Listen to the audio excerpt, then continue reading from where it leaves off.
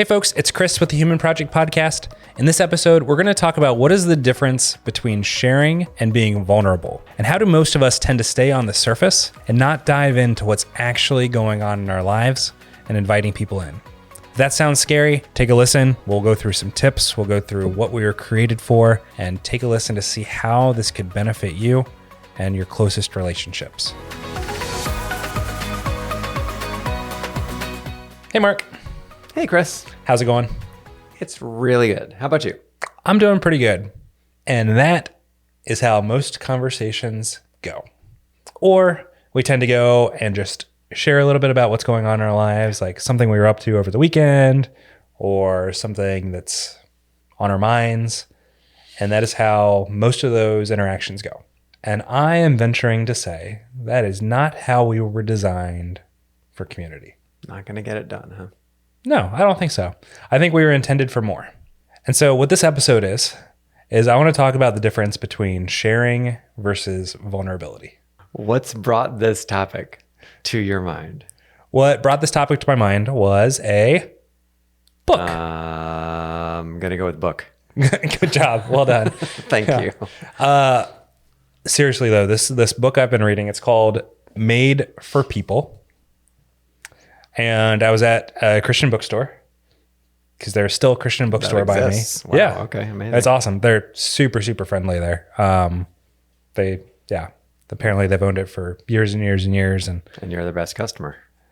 actually, no, this is my first time going there. Oh, wow. Okay. I know, but I've made a commitment to myself that if I can buy a book from there, I'm going to buy the book from there. Yeah. But the book is called Made for People. It's by a guy named Justin Earley. And I'll post the link in the show notes to the book at the Christian bookstore's website, if I can find that. Nice.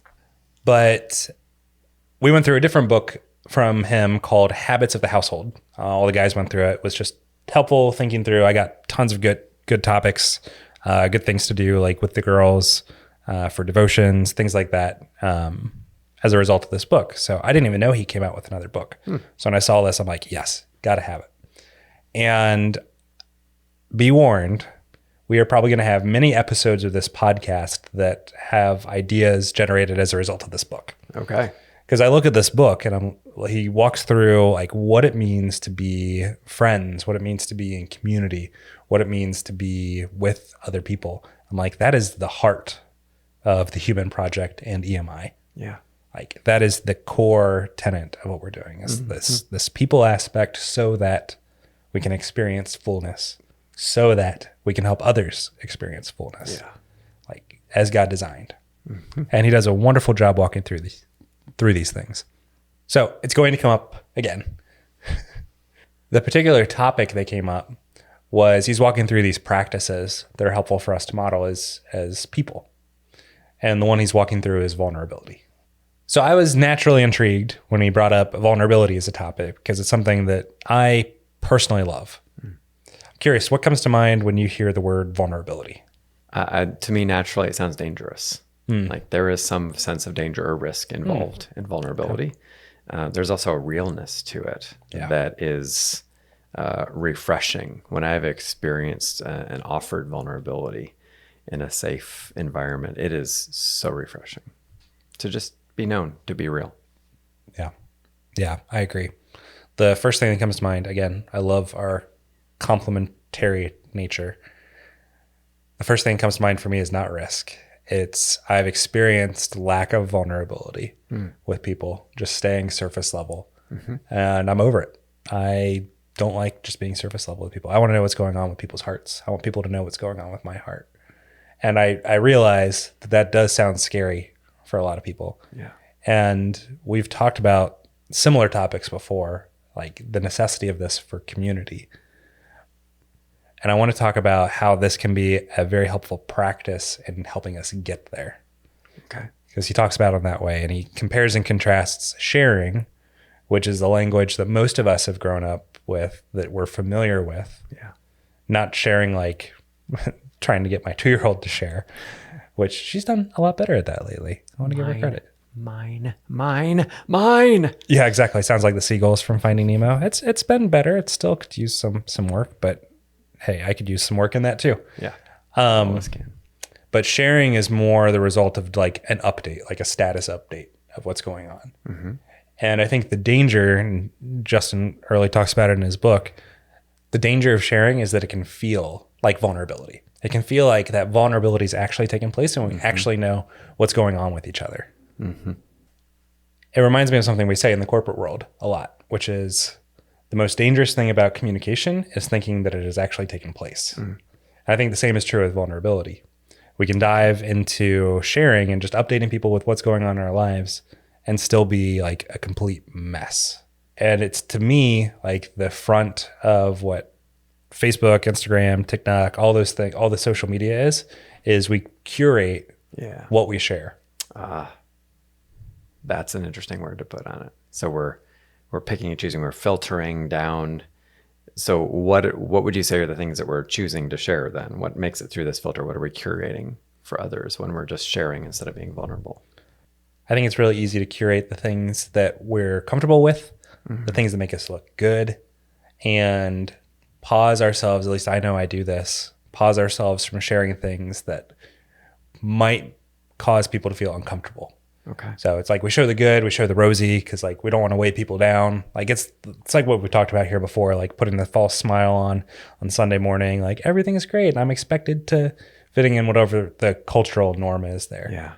So I think when we share, when we open up that little lens into what's going on in our lives, we can do that without letting people into what's going on in our hearts.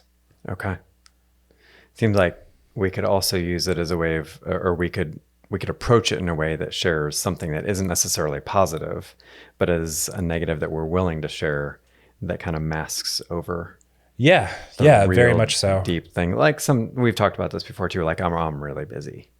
Yeah. Or it was a rough weekend or something like that. There's just pretty surface level and it's not necessarily positive, but it's not, oh man, I yelled at my wife or whatever, something that's deeper than that. That might be real, what's going on. Yeah, I think that's a really good way of putting it. I think that's what's most dangerous is when we're in community, there's this expectation that there is some vulnerability and some sharing about not just the good stuff, but we also share the bad stuff. Yeah.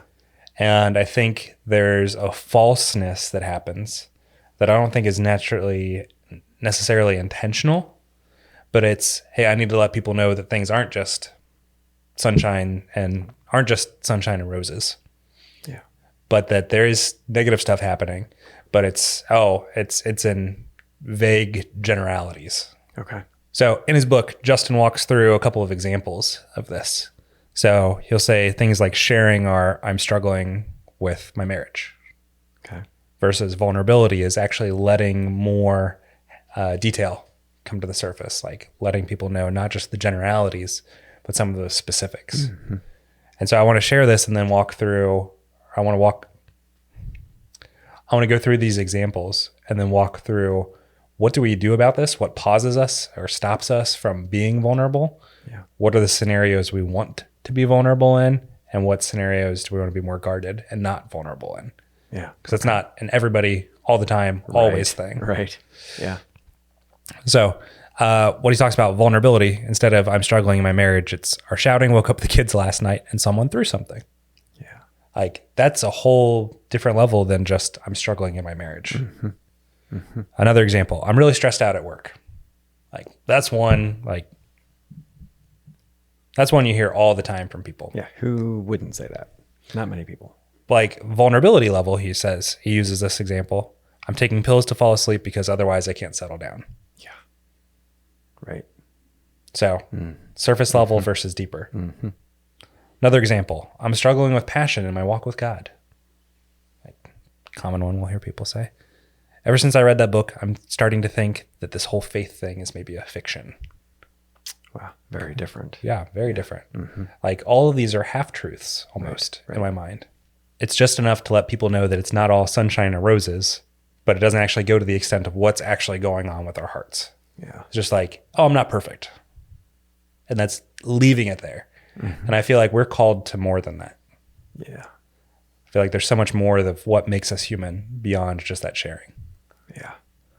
I think there's a real possibility when we're doing that, when we're just staying at the sharing level, that we're even kidding ourselves as to the depth of the situation that we're talking about. Like, I'm struggling in my marriage. Maybe I don't want to face, whether I realize it or not, I'm doing it intentionally or not, I don't really want to face how this is a really serious issue for our marriage. And so I'm trying to hide it from me. I certainly wouldn't want anybody else to know about that. Yeah. Yeah, we've talked about the dangers of like the imposter syndrome and not acknowledging reality and all of those pieces that play a part of that. And you can't actually solve a problem until you admit that there's a problem. Yeah. Admit that there's something going on.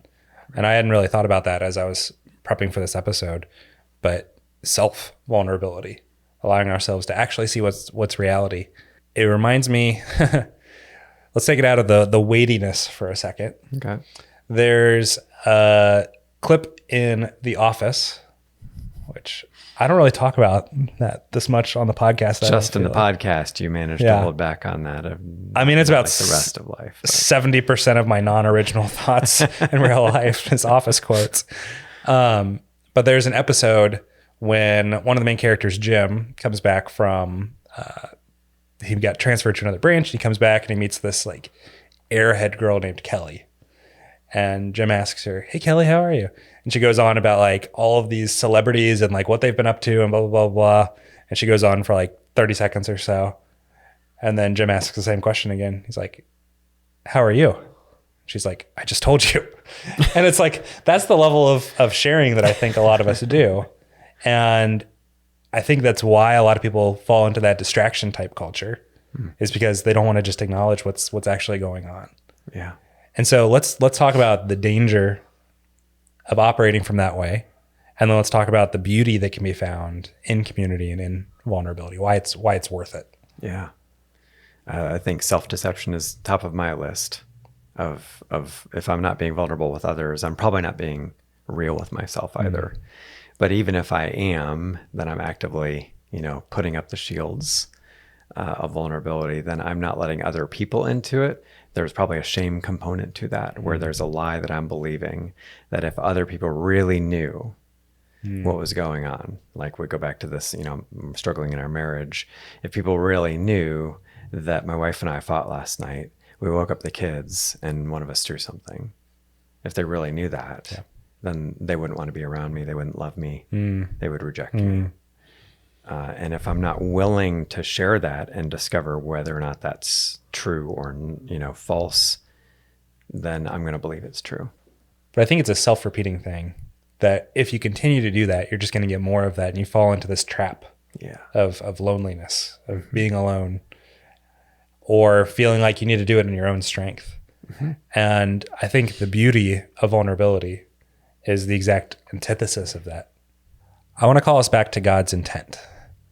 God's intent is that we are known and unashamed, like known and loved. And I think that's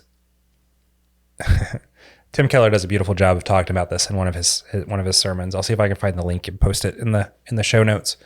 But if that's what God created us for, it's something that's worth pursuing. Just full stop right there.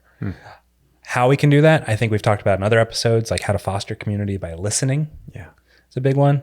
How to just be with other people, go beyond just the surface level, or even if they do give you the surface level, like invite them into more. Right. And if they go there, great. If they don't, that's okay too.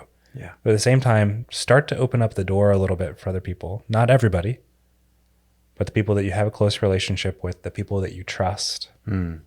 Start to test that trust just a hair more and see what happens. Yeah. So going full bore on everybody, probably not the wisest move. No, I would not recommend that. Yeah. But think of a couple people that are in your life, a couple choice people, and how can you start to exhibit more vulnerability? Just one step. It might seem scary, it might seem awkward at first, but so are all the things that we do for the first time. Right. Yeah. Yeah. It brings a richness to the relationship. And it invites mutual vulnerability. Yeah. So that definitely, I would concur with that for the people that, like you said, identify a couple of people that you're willing to try this with and take the risk with and try going a level deeper. And it invites the other person to step into that as well. So the goal is next time, don't just share. Start to see where you can exhibit more vulnerability. Thanks for exploring that, buddy. Yeah, it was an excellent reminder. Yeah. Thank you.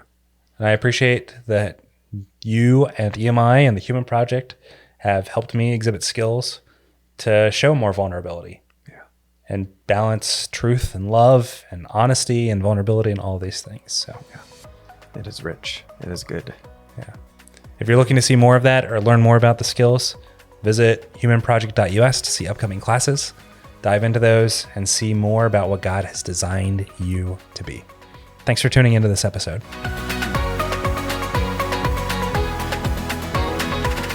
Hey folks, thanks for tuning in today. Our team is made up of myself, Chris Conlin, and Mark Wavle, and our lead editor is Derek Donley. We're a crowd-funded nonprofit. Our free resources exist because of your generous support. To learn more about us or check out the classes that we talk about here, visit us at www.humanproject.us. Thanks for joining us on our mission to bring 1 million lives closer to the fullness of God's design.